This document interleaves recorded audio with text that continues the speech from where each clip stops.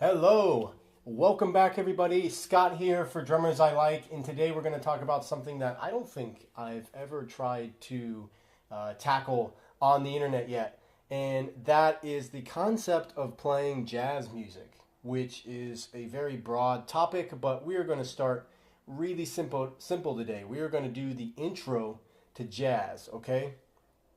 First thing first, all right, head over to drummersilike.net. Make sure you check out our podcast. I have a show every Monday where I'm just giving out good information, good practice tips, good skills to have. I'm interviewing guests now. So every once in a while, I'm going to have a guest come on and talk about different aspects of how they went through the learning process or how they went through creating a business for themselves. We also have Rich's show on Tuesday where he gives great information about getting your life together, how to organize your day, how to take a day off, which not a lot of us want to do, but those days are so important. We have Kevin's show on Thursday where he talks about different gear, whether it's cymbals, metronomes, doesn't matter. He's talking about everything. And then our Friday show, which we bring on the top guests, the top drummers in the world, and we ask them all sorts of questions from how they got started to what continues to motivate them throughout their career. Okay, so let's talk about where to get started. First off is going to be the ride cymbal pattern. Now, obviously, in swing music, in jazz music, the ride cymbal pattern is extremely important. It's the primary timekeeper a majority of the time. So, it's playing quarter notes and it's playing that skip note, the swung note. Ba, ba, da, da, ba, da, da, ba, da, da. But still, the most important part, just like anything else, the most important rhythm, I should say, is the quarter note. The quarter note has to be nice and strong. The skip note isn't as important as the quarter note, okay? If you don't have a solid quarter note foundation on your ride cymbal, everything else won't quite come together. So start with the ride cymbal. Just get used to playing the swing pattern, which you'll see in the examples. The next voice is the hi-hat. The hi-hat plays on 2 and 4, just like the snare drum will in a rock situation. So these two voices are extremely important to key in on because they are the primary timekeepers at first. Okay, I'm going to put a big parentheses around that, at first, okay? Next is the bass drum. The bass drum is just going to be feathering quarter notes. Now, feathering means you're playing pretty much as softly as possible. Okay, you want to keep it nice and light, just enough to where it gives the bass player support, and the bass player is playing quarter notes, so you're playing exactly what the bass player is going to be playing. You got to lock right in with that guy. Like from the beginning, the most important player you have to groove with, besides the whole band, is the bass player. If you guys aren't on, man, it's gonna be a train wreck real quick. Next is the snare drum. The snare drum's not really a set thing. This is the first time, at least in my career, where I started to learn about an instrument that would act as a conversational tool.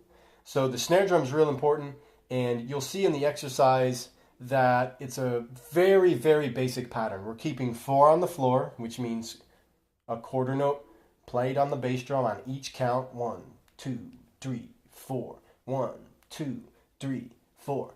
We're playing 2 and 4 on the hi-hat. 1, 2, 3, 4. And we're playing our swing pattern on the ride cymbal. Now the snare drum in this exercise is just going to be playing on the and of 1. 1, 2, 3, 4. 1, 2, 3, 4.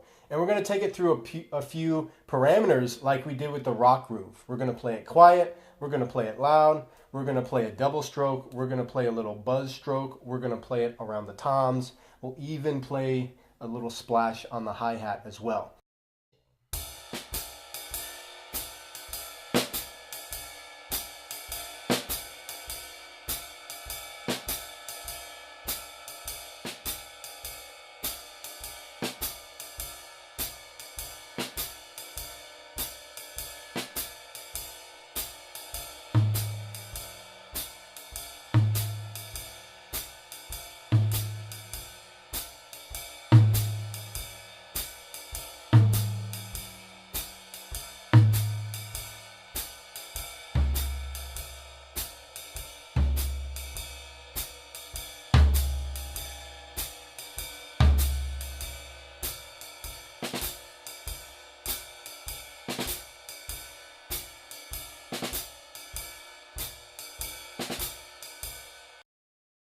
Okay, so I'm also going to be showing you the process of how I will take one exercise and start to experiment with it slowly.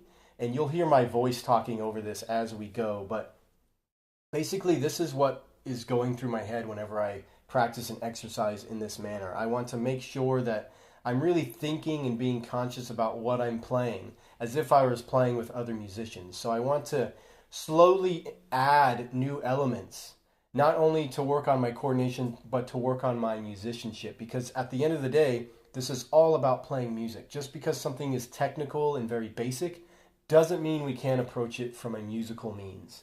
So let's take a look at this particular segment.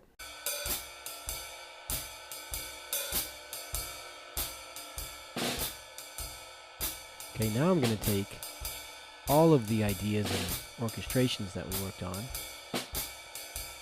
and I'm going to start moving it around and sort of improvising with each little parameter.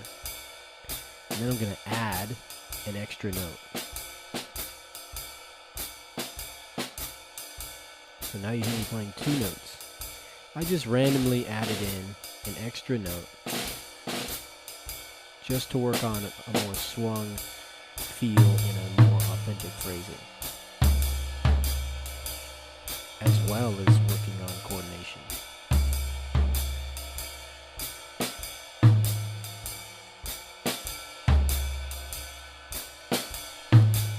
Now I'm just moving around randomly, working on the coordination of improvising the parameters with both notes and moving it around the drums.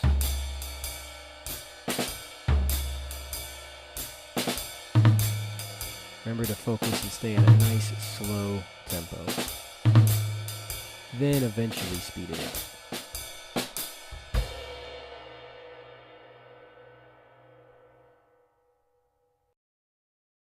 That's it.